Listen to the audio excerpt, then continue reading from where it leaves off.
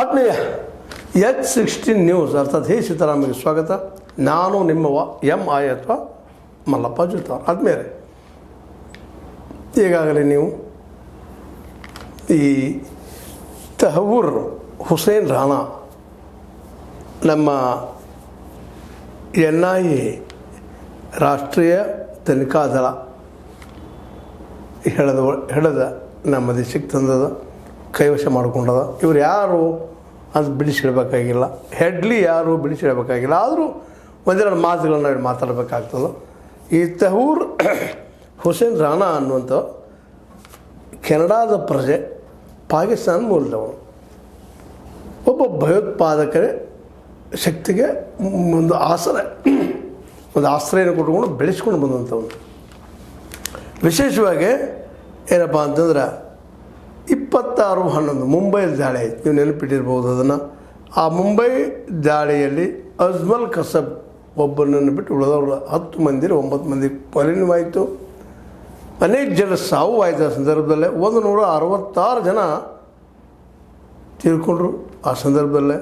ಜೊತೆಗೆ 300ಕ್ಕೂ ಹೆಚ್ಚು ಗಾಯಗೊಂಡ್ರು ಜನ ಅವರ ದಾಳಿಯಿಂದಾಗಿ. ಆ 10 ಜನರಲ್ಲಿ ಉಳಿದ ಕಸಬ್ ಕೊನೆಗೆ ಅವರು ಗಲ್ಲು ಶಿಕ್ಷೆ ಆಯಿತು 2012ರಲ್ಲಿ. ಇವೆಲ್ಲ ಯಾಕೆ ಹೇಳ್ತಾ ಇದ್ದೀನಿ ಅಂದರೆ, ಈ ಮುಂಬೈ ದಾಳಿ ನಮ್ಮ ದೇಶದ ಇಡೀ ಒಂದು ವ್ಯವಸ್ಥೆಯನ್ನು ಅಲ್ಲಾಡಿಸಿಬಿಟ್ಟಂಥದ್ದು. ಭಯೋತ್ಪಾದಕ ಘಟನೆ ನಡೆಯುತ್ತಿರುವಂಥ ಈ ಸಂದರ್ಭದಲ್ಲಿ ಅತ್ಯಂತ ದೊಡ್ಡ ಒಂದು ಏನಪ್ಪ ಅಂದರೆ ಆಘಾತವನ್ನು ನೀಡಿದಂಥದ್ದು, ಭಾರತೀಯರ ಮತ್ತು ವಿದೇಶಿಯರ ಜೀವನ ತೆಗೆದುಕೊಂಡಂಥದ್ದು.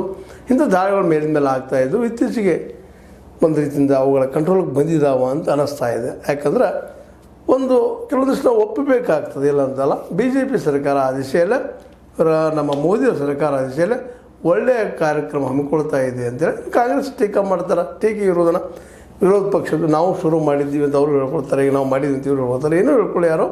ಆದರೆ ದೇಶ ನೆಮ್ಮದಿಯಿಂದ ಇರಬೇಕಾಗಿದೆ.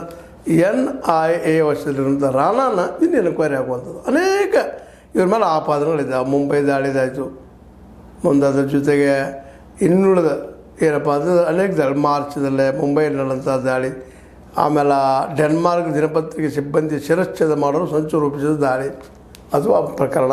ಹೀಗೆ ರಾಣಾ ಮತ್ತು ಹೆಡ್ಲಿ ಇನ್ನೊಬ್ಬ ಬರ್ತಾರೆ. ಹೆಡ್ಲಿ ಇವರಿಬ್ಬರು ಪಾಕಿಸ್ತಾನದಲ್ಲೇ ಬೆಳೆದಂಥವರು, ಒಂದು ಸಂಬಂಧವಾದ ಈ ಒಂದು ನೆಲೆಗಟ್ಟಿನಲ್ಲಿ ಇವರು ಈ ಒಂದು ಭಯೋತ್ಪಾದಕರ